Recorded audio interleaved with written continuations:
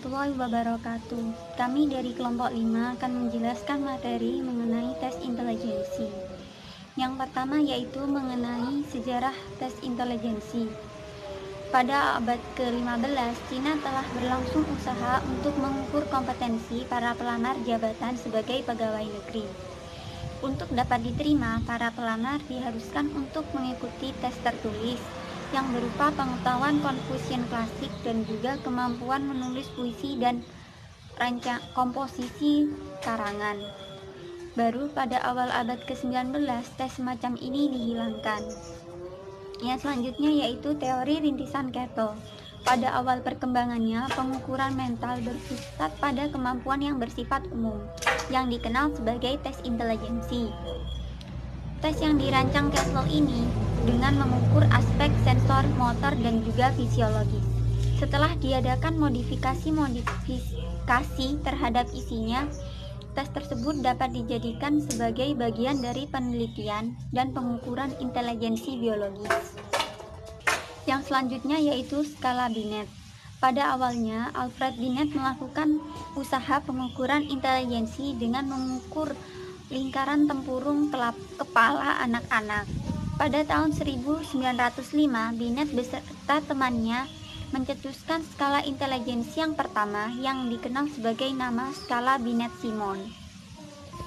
Setelah diadakan revisi berulang-ulang, muncullah revisi yang terkenal yang disebut sebagai revisi Stanford.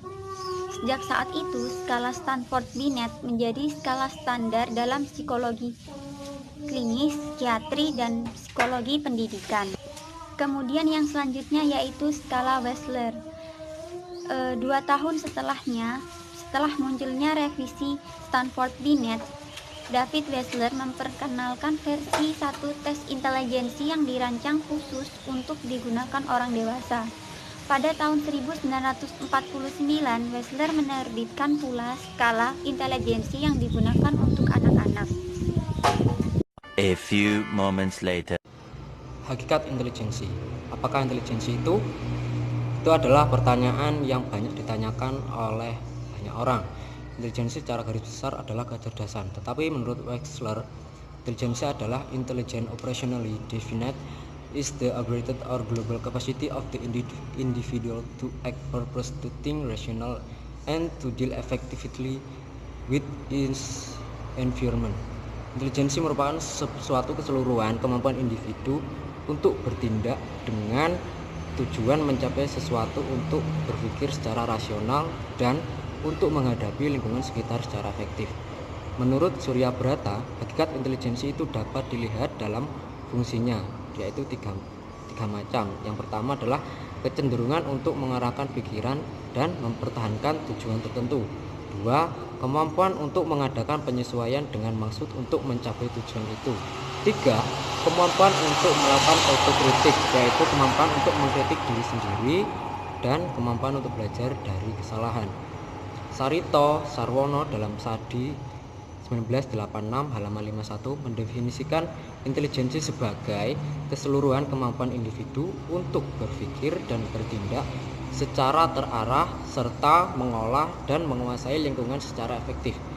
Jadi, dapat disimpulkan bahwa intelijensi adalah kemampuan potensial individu dalam menggunakan pikirannya untuk mempelajari dan menyesuaikan diri dengan lingkungannya dalam memecahkan persoalan-persoalan baru ataupun persyaratan dari tuntutan yang dihadapinya secara cepat, tepat, dan berhasil. Dalam kehidupan sehari-hari, kita sering dihadapkan pada perbincangan tentang orang-orang yang cerdas, pandai, kurang cerdas, dengan mengacu pada angka-angka kecerdasan yang diperoleh dari suatu tes kecerdasan. Misalnya, nilai kecerdasan yang diperoleh Ani adalah 75, diartikan cukup cerdas. Sedangkan yang diperoleh Doni adalah 89, yang diartikan agak kurang cerdas. Kenyataan ini sering membingungkan pemahaman dan mengecewakan orang awam tentang kecerdasan. Lebih-lebih jika lagi angka kecerdasan tersebut dikaitkan dengan prestasi belajar siswa. Realita ini sering menjebak pemahaman-pemahaman orang awam tentang kecerdasan. Klasifikasi dan angka kecerdasan yang digunakan untuk masing-masing tes intelijensi tidak sama. Kriteria kecerdasan Ani lebih baik daripada Doni, padahal angka kecerdasan Ani lebih rendah daripada Doni. Hal ini sering terjadi karena tes yang digunakan untuk mengukur kecerdasan Ani adalah tes SPM yang menggunakan norma persentil, sedangkan tes yang digunakan Doni adalah tes CFIT yang menggunakan norma Binet. Untuk memperoleh gambar yang jelas tentang angka kecerdasan tersebut, dapat dilihat tabel klasifikasi dan angka kecerdasan tersebut bisa dilihat di makalah. Klasifikasi kecerdasan menurut Raharjo mencakup dua komponen mendasar, yaitu kuantitas, menunjukkan tingkatan angka kecerdasan dari angka terendah sampai angka tertinggi.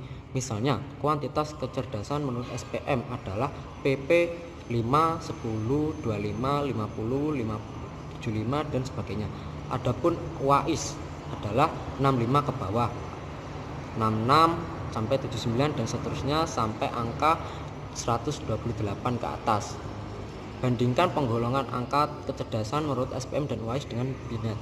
2. Kualitas, menunjukkan tingkatan taraf kecerdasan dari tingkat terendah sampai tertinggi. Misalnya, mentally defective, borderline, low average, normal realita, high average, superior, dan very superior. Tentunya di sini saya akan menyampaikan terkait macam-macam tes intelijensi. Yang dimana yang pertama, tes intelijensi dari Wechsler terdiri dari WIS dan WES. Tes ini sebenarnya juga merupakan tes yang terkait budaya karena terdiri dari kelompok verbal dan performance. Baik tes untuk anak WIS, Wechsler Intelligence School of Children, maupun tes untuk orang dewasa Wechsler Adult Intelligence Scale. Yang kedua yakni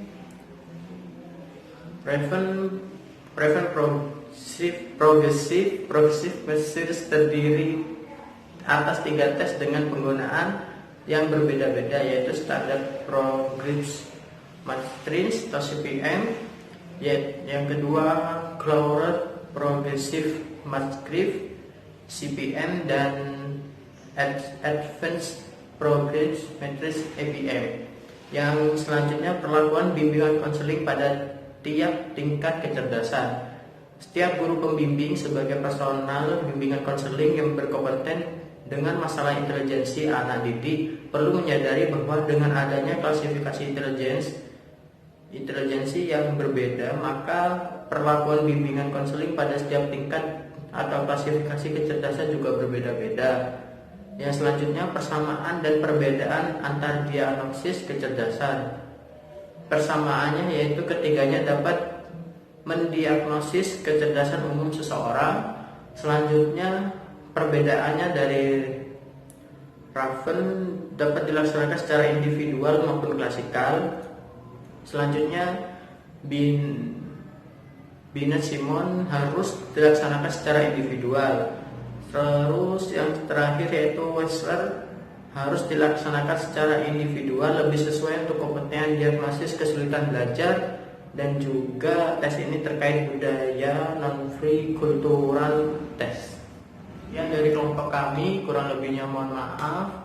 Wabillahi taufiq wal hidayah. Wassalamualaikum warahmatullahi wabarakatuh.